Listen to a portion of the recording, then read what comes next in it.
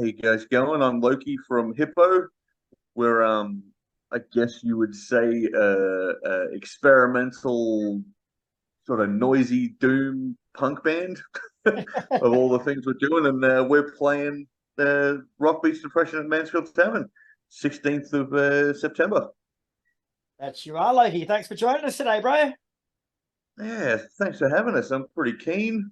Right, yeah, she's a cracker of a gig too, mate. Like you guys are one of many Solid veterans lineup. at it. It's like what's it? September 16th in the Mansfield Tavern, and as it says, Rock Beat Depression. It's aimed to raise awareness and funds for depression, Definitely. mate. But what made you guys specifically want to be involved? So the like mental health awareness and helping and all that kind of stuff is something that like is pretty close to our heart as well, like the band and outside of it. The tattoo studio that I own, Thrill House, we do a lot of like mental health awareness stuff and helping people as well. And as soon as I saw them advertising for the gig earlier on in the year, I sent them an email and was like, "Yep, I would love to be a part of that." And then they got back to us and like, "Yep, definitely keen to do it. Are you guys down to sort of like donate and all that kind of stuff as well?" Like, yep, more than like happy to help any way we can. So it's definitely something we're all about. Struggles in life and stuff. Yeah, she's a great lineup too, bro. Like spearheaded by Dream Killers, Black Whiskey, Goatzilla, Gutterfire, The Strip, Yeah. Mate Rejects, Crave, heaps more, mate. But which bands of the day are you most looking forward to playing with? Oh my, look at. I mean, I love that. There's a band earlier on in the day called Fidela Go that we've played some shows with before. They're awesome. Black Whiskey will be great. They always are. Same as Goatzilla, always are. Dream Killers will bring a crowd. They always do. The thing that's going to be awesome is that we played the Mansfield Tavern a couple of months ago for the Nowhere Festival, and that was the first time I'd played there, and that's probably the best audio at a live show I've heard in a very long time, like on stage and off. Like I was blown away by how good it sounded out the front, like watching the earlier bands, and then when we got on stage, I was like, oh, well, there you go. We can hear everything for a change. That's pretty good, you know. Thank You you. know, we've been playing in bands for 15, 20 years and you go, oh, all of a sudden I can hear the music coming back at me. That's a novel experience. Yeah, she's a great venue, isn't it? But whoever's in charge of the tune and the PA there is fantastic at their job. And then, of course, like as we were saying before, mate, like as much fun as the day will be, there's also a more serious side, as the name Rock Beats Depression suggests, mate. So, how important are events like this when it comes to helping those who suffer depression and mental illness? I think it's massively important. I think even if the like the event made no money and they weren't able to donate any to like any of the like black dog causes and stuff like that. I think just having it out there and being sort of able to raise awareness of it helps a lot, to sort of destigmatize it, like because like people are still ashamed, they're still worried and they don't know that other people struggle and it can get very, very isolating with mental health stuff if you don't know other people have gone through similar things and come out the other side of it okay. So I think having that at sort of like the forefront of people's minds is a definite positive thing. I think uh, with COVID, when it slowed the world down, so many people I know were able to get the mental health help that they needed that they weren't able to do beforehand because they were too busy just trying to survive working day in and day out, and that sort of like slowing down for a few months there meant that they were able to get help, and now they're doing fantastic. Yeah. And I think one thing that I've come across a lot, like speaking to a lot of bands, mate, like local, national, international, is that there's a lot of musicians out there that suffer depression. Like people sort of look at musos and see them up on stage and they think that everything's sweet in their world, but it affects a lot of musicians, mate. So it doesn't discriminate, does it? Yeah, definitely. I think with music, for me anyway, I feel like music is a form of therapy for me. You know, like it's a way to sort of express yourself in a more or less non-judgmental situation. Like people aren't going to be surprised if you're raw and emotional delivering a song and things like that. You know, that if it means something to you, you know, you sort of like let that energy out. I think that helps a lot. But I don't think I know a single musician who doesn't struggle with one mental health issue or another. You know, I think creative people, um, I think it hits them a lot harder because they seem to sort of find solace in their art, and that's been their outlet before they were able to sort of like talk to other people or get help, you know. So, what message do you hope that people will take out of the day, bro? Um, I hope that people take away the fact that, you know, it can get better.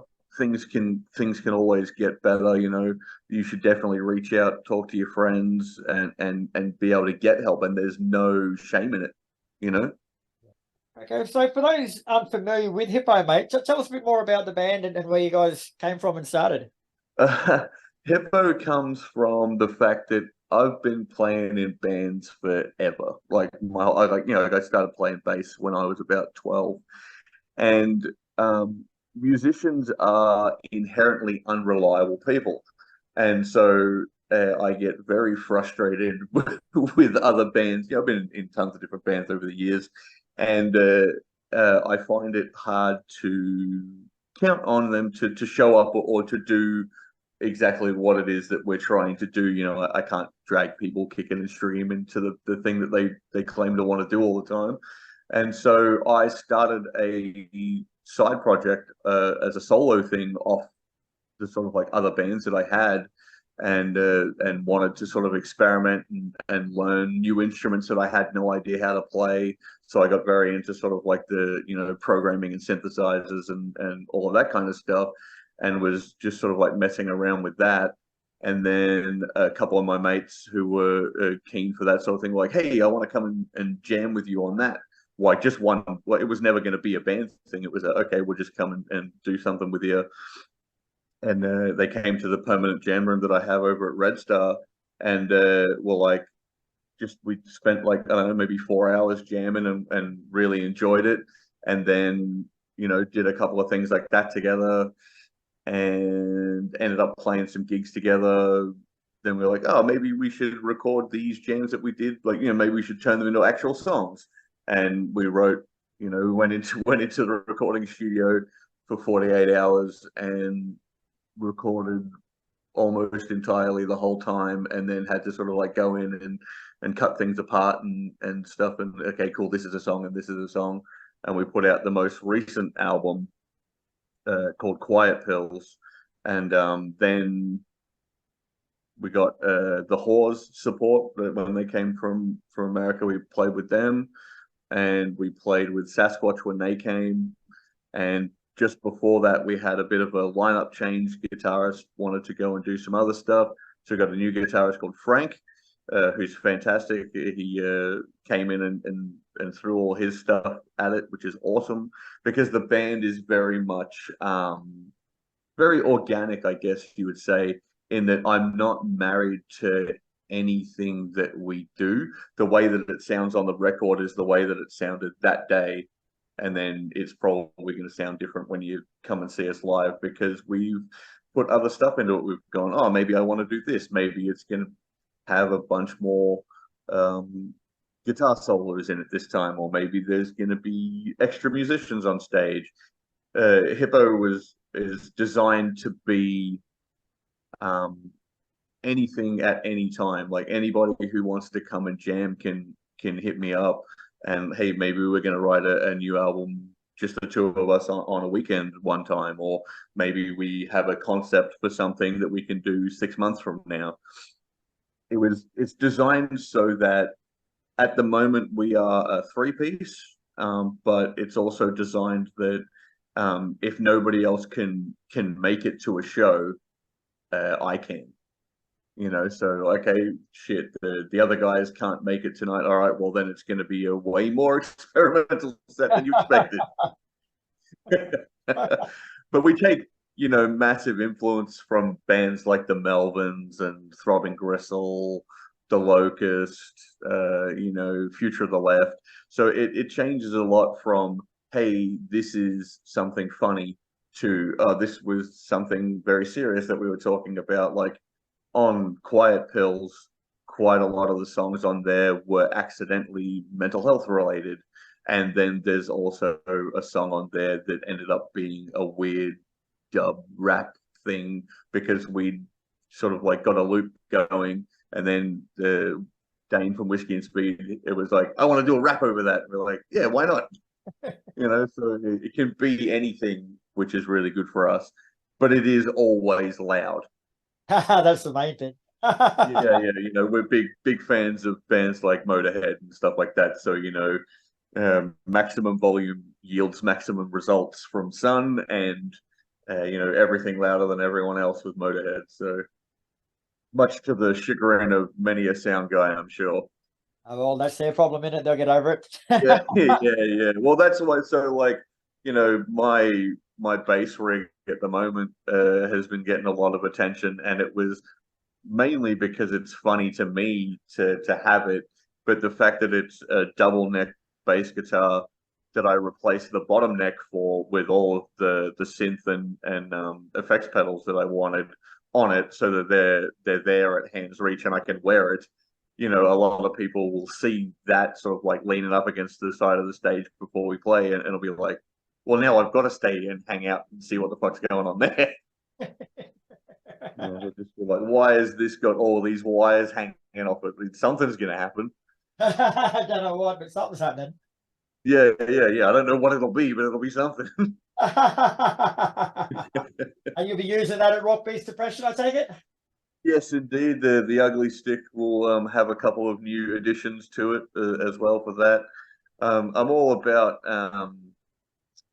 spectacle. I think, you know, I want to give people a reason to come to a show. You know, like I think a lot of bands sort of like it. You guys aren't at a jam room right now. You're on stage. You need to entertain. That's the thing that people are paying to come and see you. You know, so I like it when bands do that. There's a band we played with called Holy Stone recently. They were fantastic. You know, like that kind of like energy on stage, and their look, you're like, yes, that's awesome. And they're very sort of like desert rock, stoner doomy stuff. They were awesome.